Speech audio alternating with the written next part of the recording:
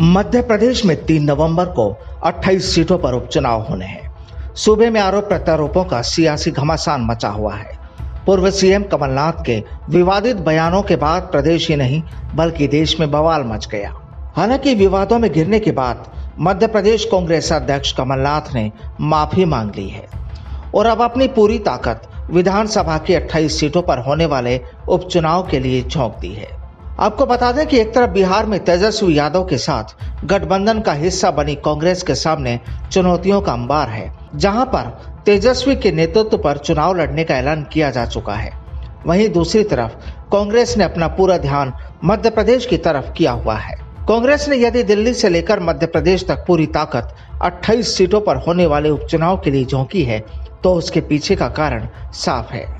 जिन इलाकों पर उपचुनाव हो रहे हैं उनका एक बड़ा हिस्सा सिंधिया परिवार के दबदबे वाला है और यह तो किसी से छिपा ही नहीं है कि ज्योतिरादित्य सिंधिया के बीजेपी में शामिल होने के बाद सिंधिया समर्थकों ने कमलनाथ का साथ छोड़ दिया था।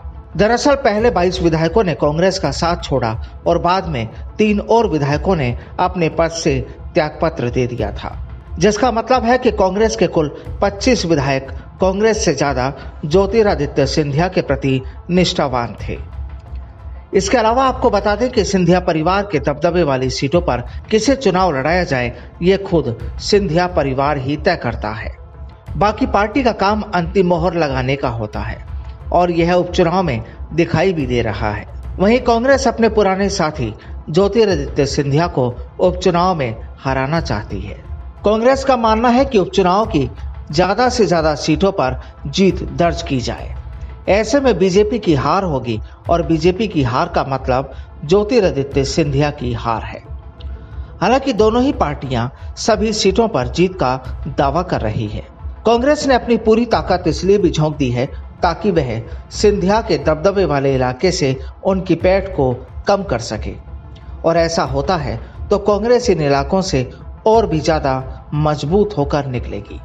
जबकि बीजेपी के शिवराज सिंह चौहान को अपनी सरकार बचाने के लिए 28 सीटों में से 9 सीटें जीतने की जरूरत है और सिंधिया का साथ उनकी इस योजना को पूरा करने में मदद कर रही है।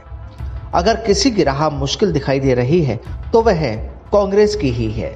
बहरहाल मध्य प्रदेश के चुनावी दंगल में जल्द साफ हो जाएगा कि सिंधिया अपनी प्रतिष्ठा बचा पाते हैं या कांग्रेस उनके इलाकों में ज्यादा मजबूत होकर निकलेगी। Bureau report, the fact India.